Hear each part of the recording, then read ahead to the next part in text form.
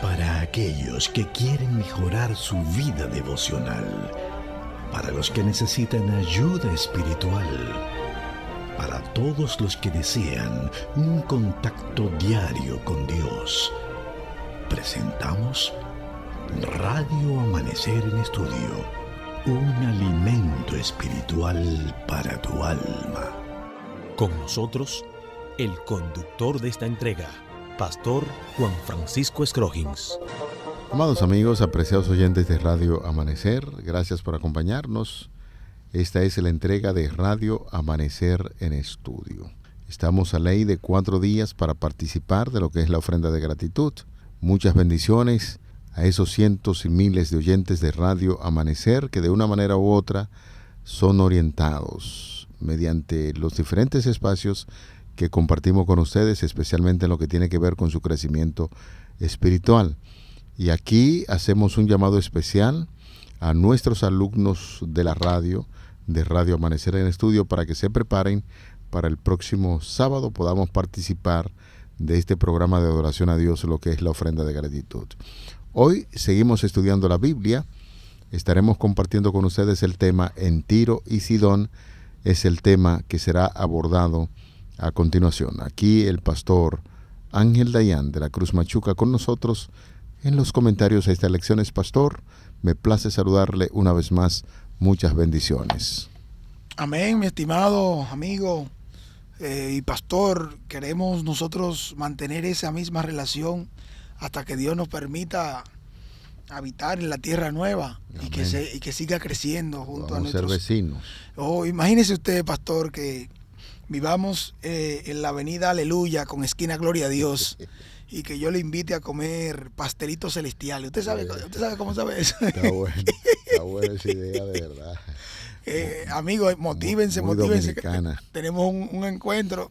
El dominicano piensa en un junte y en comida. Es ingenioso. A ese nivel de sociabilización no hay nadie que se le compare. Te arma la fiesta y se la goza él solo, junto con los de él. Una fiesta espiritual. Oye, eso es lo que queremos. Tenemos un encuentro, amigos y hermanos.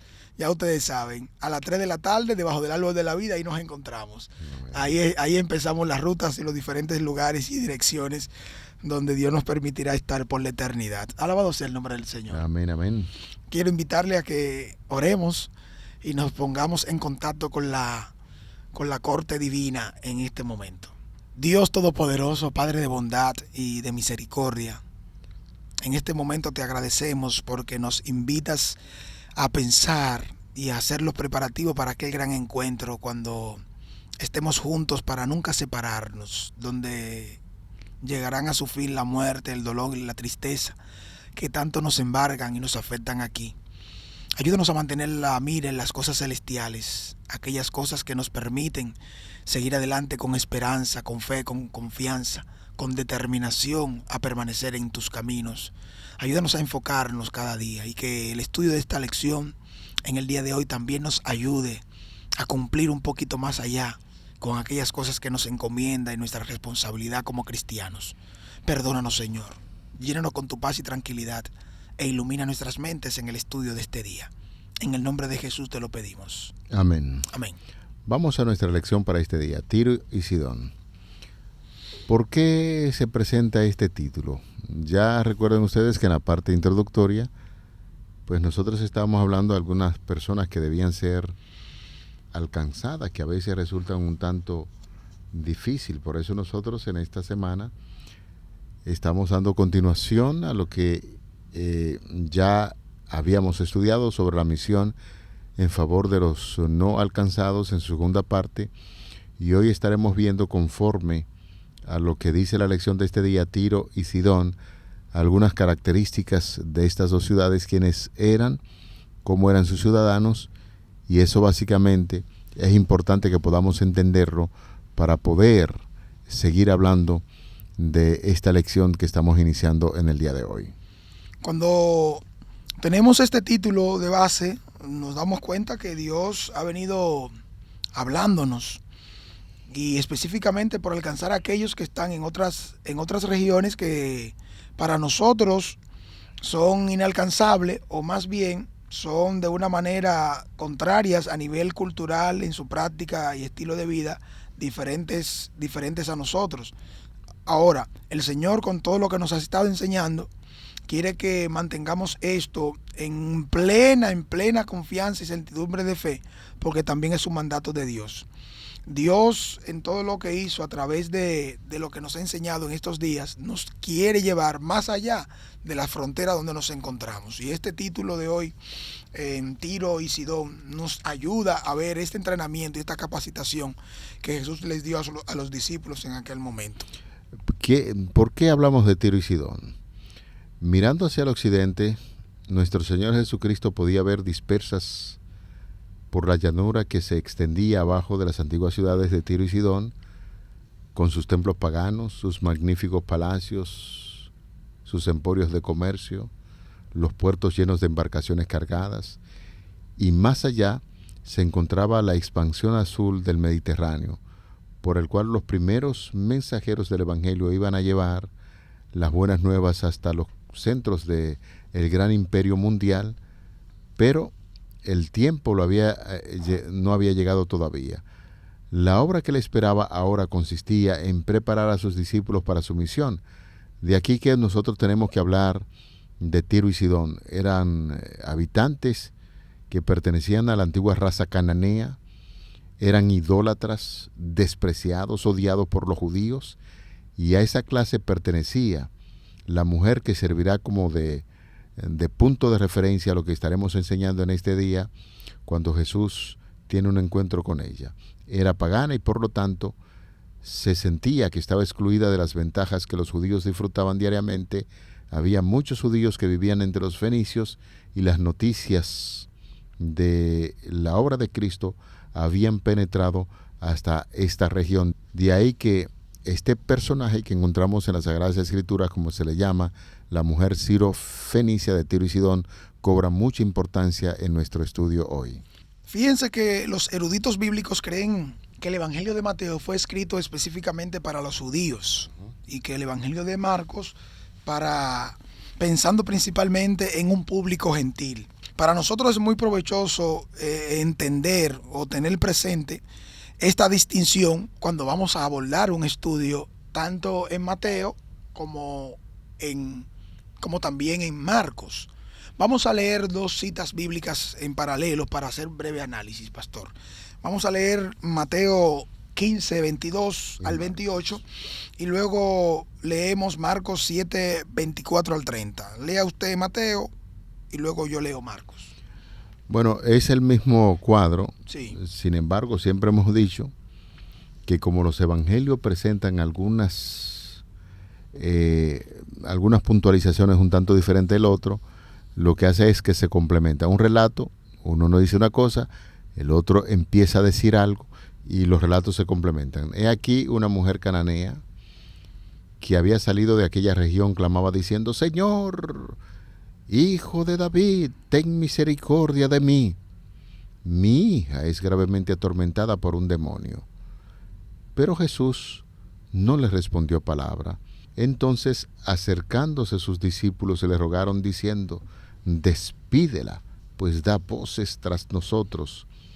Respondió Jesús y dijo: No soy enviado a las ovejas perdidas de la casa de Israel. Entonces ella vino y se postró ante él diciendo: Señor, socórreme. Respondió él y le dijo: No está bien tomar el pan de los hijos y echarlo a los perrillos. Y ella dijo: Sí, Señor, pero aún los perrillos comen de las migajas que caen de la mesa de sus amos. Entonces Jesús les respondió: Oh mujer, grande es tu fe, hágase contigo como quieres. Y su hija fue sanada desde aquella hora. Marcos capítulo 7, versículos 24 al 30 nos dice la palabra de Dios: Levantándose de allí, se fue a la región de Tiro y de Sidón. Entró en una casa y no quería que nadie lo supiera, pero no pudo esconderse. Una mujer cuya hija tenía un espíritu impuro, luego que oyó de él, vino y se postró a sus pies. La mujer era griega, Sirofenicia de origen, y le rogaba que echara fuera de su hija el demonio. Pero Jesús le dijo: deja primero que se sacien los hijos, porque no está bien tomar el pan de los hijos y echarlo a los perros.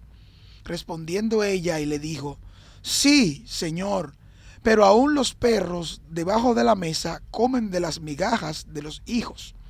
Entonces le dijo: por causa de esta palabra, vete, el demonio ha salido de tu hija. Cuando la mujer llegó a su casa, halló a la hija acostada en la cama y que el demonio había salido de ella. Siempre que nosotros vamos a hablar de cananeos, de gentiles, señores, tenemos que puntualizar lo que ya posiblemente usted te recuerda o sabe. Fíjese que el judío consideraba a los gentiles como si fueran perros. He dicho en algunas prédicas y voy a repetirle en esta hora. Cuando un devoto judío se levanta por la mañana, la oración era: Señor, te doy gracias porque no me hiciste esclavo, ni mujer, ni gentil. Un judío devoto, ¿sabe?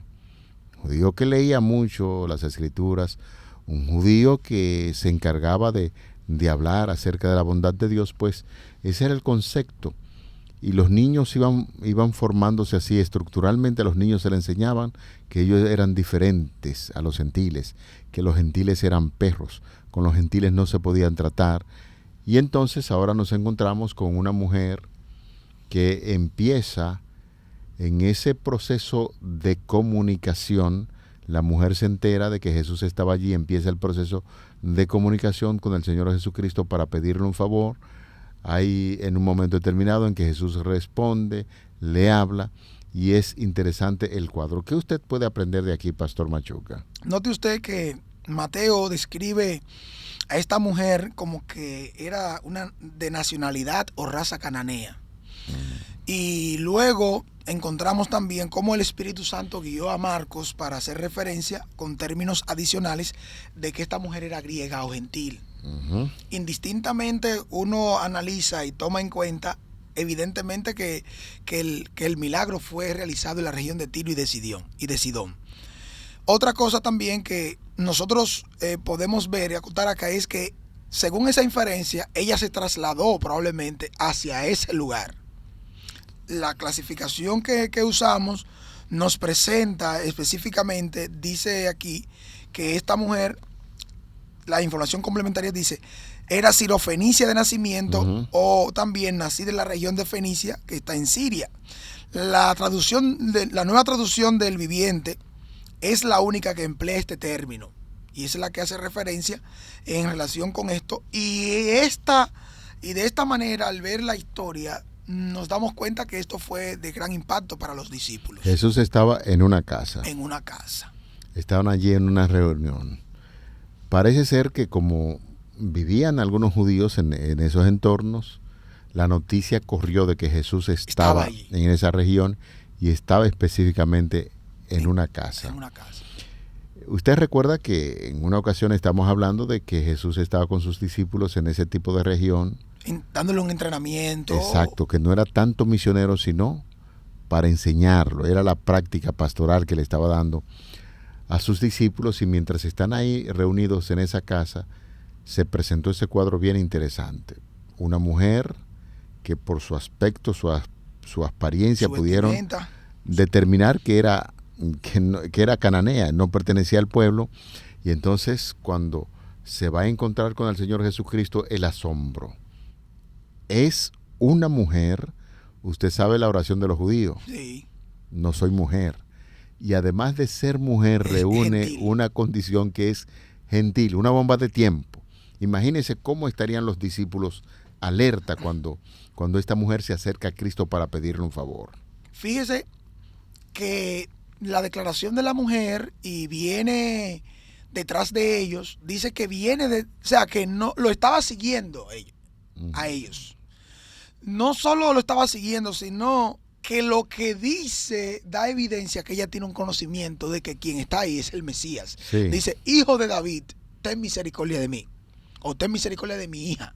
Específicamente, la declaración hijo de David hace referencia a una persona que tiene un conocimiento de que él era el descendiente y era el Mesías, el enviado. De hecho, también algunos autores hacen referencia a esa terminología para hacer referencia a la bondad de David con la gente de afuera. David era un hombre bondadoso, y la inferencia que usted presenta, pues es cierto que era el Mesías esperado, el prometido, pues ella tenía conocimiento de eso, y dice, bueno, pero este es el hombre que yo tengo que pedirle un favor, y el favor era para que sacara el demonio de su hija. Cuando se entabla la conversación, ¿cuál fue la reacción de los discípulos? ¿Qué le dijeron a Cristo? Que despidiera esta mujer.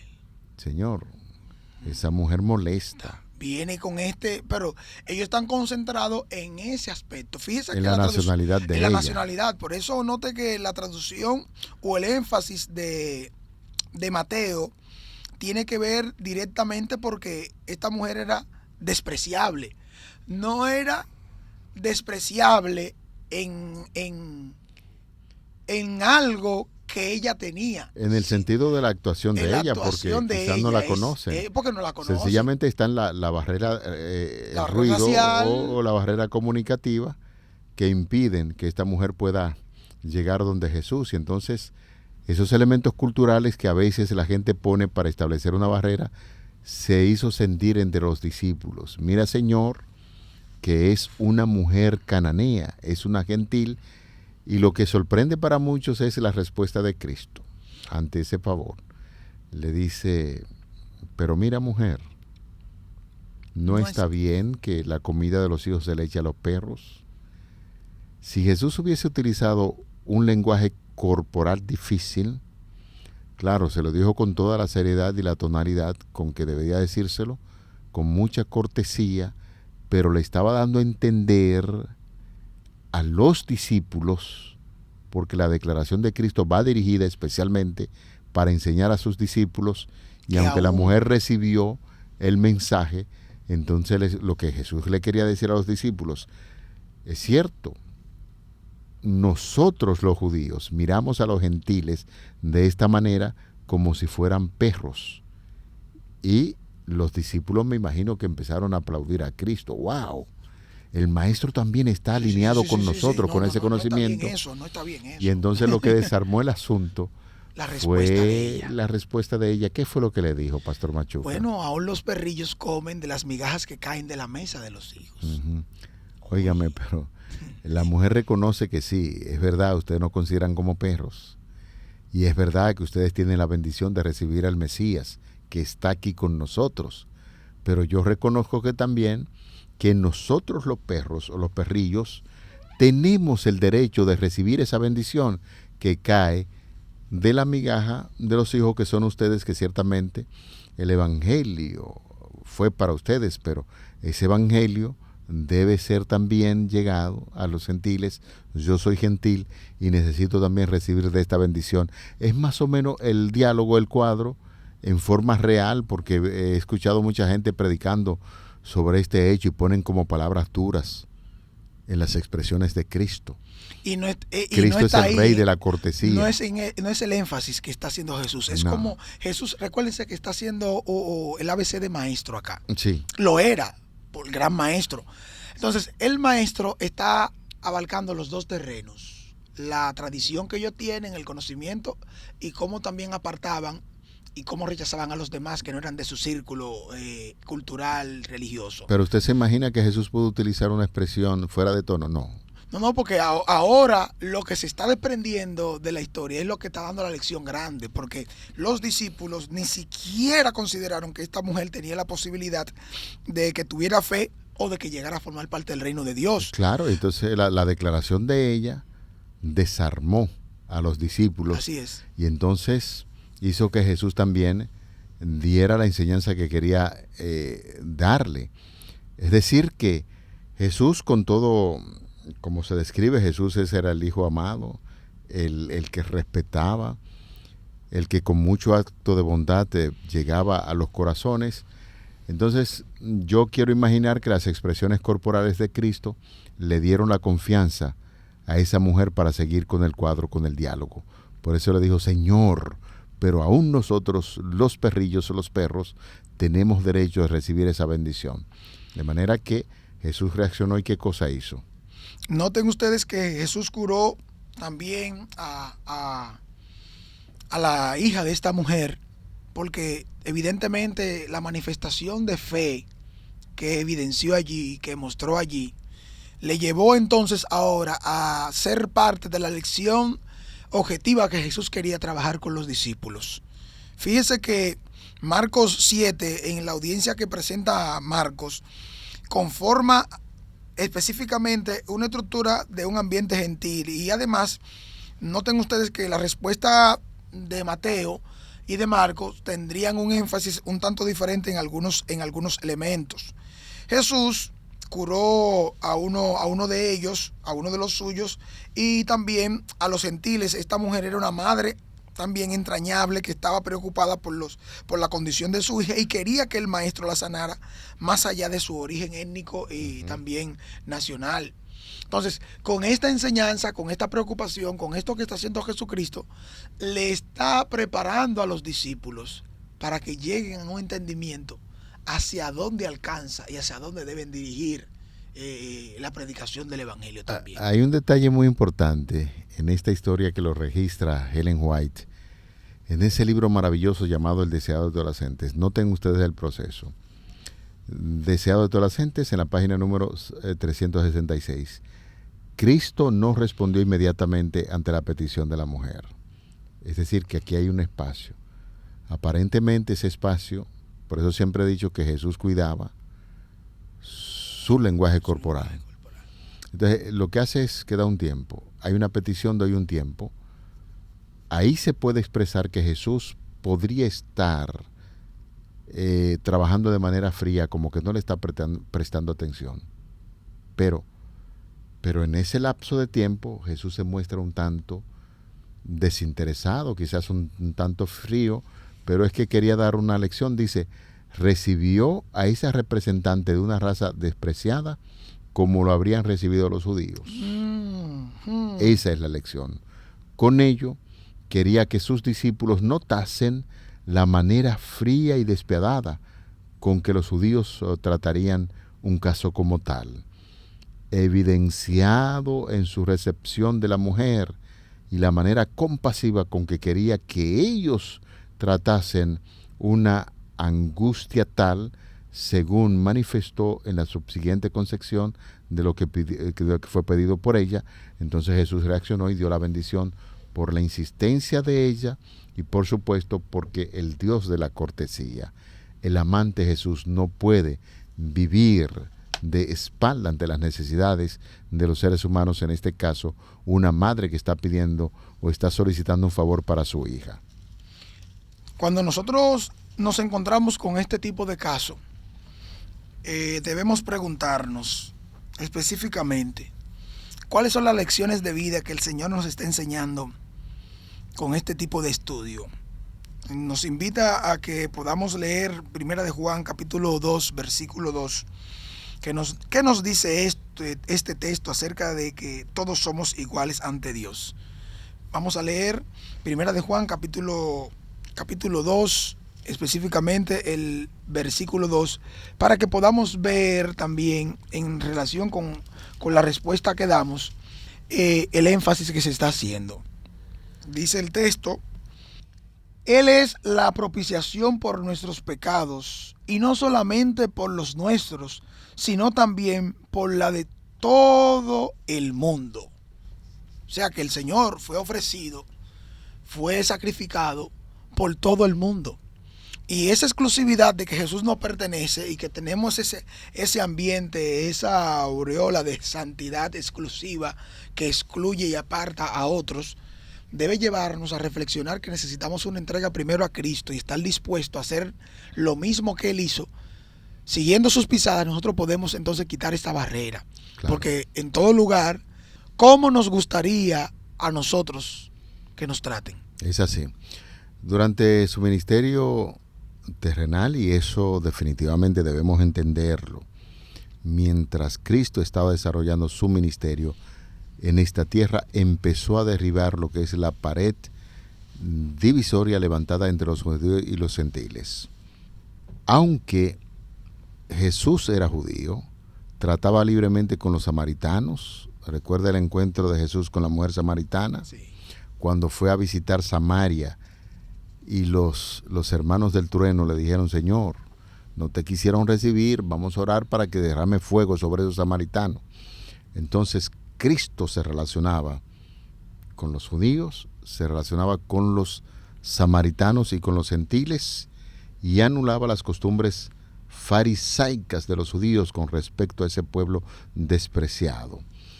El mismo Señor Jesucristo podía dormir bajo sus techos, comía junto en sus mesas, enseñaba en sus calles. Recuerdo el caso de Leví Mateo, publicano al fin, cobrador de impuestos. El caso de este muchacho Zaqueo, por su pequeña estatura no podía encontrarse con Jesús, pero un publicano, hablar de publicano era un pecador, un ladrón. Y Jesucristo fue y le visitó a su casa. Jesucristo llamó a Mateo. Jesucristo le hizo un favor a esta mujer que estamos estudiando en el día de hoy. Ahí tenemos un gran ejemplo de lo que significa trabajar a favor de la gente que tiene necesidades sin importar la nacionalidad que tenga. Claramente hoy Dios nos ha hablado para que al pensar en Tiro y Sidón podamos ver a aquellos que son excluidos simplemente porque están en otras fronteras diferentes a las nuestras, o porque tenemos un entendimiento superior en la creencia que tengamos, que estamos considerados para un mejor estatus y mayor apreciación porque es lo que creemos. No, hermano, no, amigo, no, ciudadano que nos escucha. Dios nos está llamando a que en Tiro y en Sidón también hagamos la obra, y que al aprender de en la manera como hacemos las cosas, eso debe llevarnos a reflexión de que debemos entonces variarla, debemos cambiarla, porque a nadie le gusta que lo desprecien, a nadie le gusta que lo menosprecien, a nadie le gusta que lo aparten como algo despreciable, aunque lo sean en palabras de otros. Pero nosotros, al ver y reflejar la conducta y el amor de Cristo, esto debe llevarnos cada día más a que esto sea una realidad. Es por ello que queremos, ahí donde usted se encuentra, donde ha estado junto a nosotros en este día, pueda elevar una oración a Dios y que podamos pedirle perdón a Dios por ese tipo de pecado y de conducta que no es apreciada ni valorada en el cielo como correcta ni buena. Oramos. Amante Padre, Dios de bondad y misericordia, muchas gracias por alcanzarnos. Hasta aquí nos has ayudado y nos has dado la orientación, el entendimiento, la iluminación para que podamos corregir y enmendar aquellas cosas que no han sido de buena motivación y agrado para una buena relación con el prójimo. Ayúdanos, Señor, a que podamos poner en práctica tus enseñanzas, así como lo hemos visto y lo hemos estado analizando, en el énfasis teórico, en el énfasis de palabras, se han dicho muchas cosas. Ayúdanos, Señor, a que desde hoy también nosotros las tomemos y una por una podamos ver y observar cómo la debemos practicar e incorporar nuestros hábitos y costumbres de vida para amar y servir a toda persona donde nos encontremos, no importando el color, el estatus social o la nación o el país al que pertenezcan. Gracias, Señor, por hablar a nuestras vidas. Gracias por llamarnos. En el nombre de Jesús te lo pedimos y te lo agradecemos. Amén. Para aquellos que quieren mejorar su vida devocional, para los que necesitan ayuda espiritual, para todos los que desean un contacto diario con Dios, hemos presentado Radio Amanecer en Estudio, un alimento espiritual para tu alma.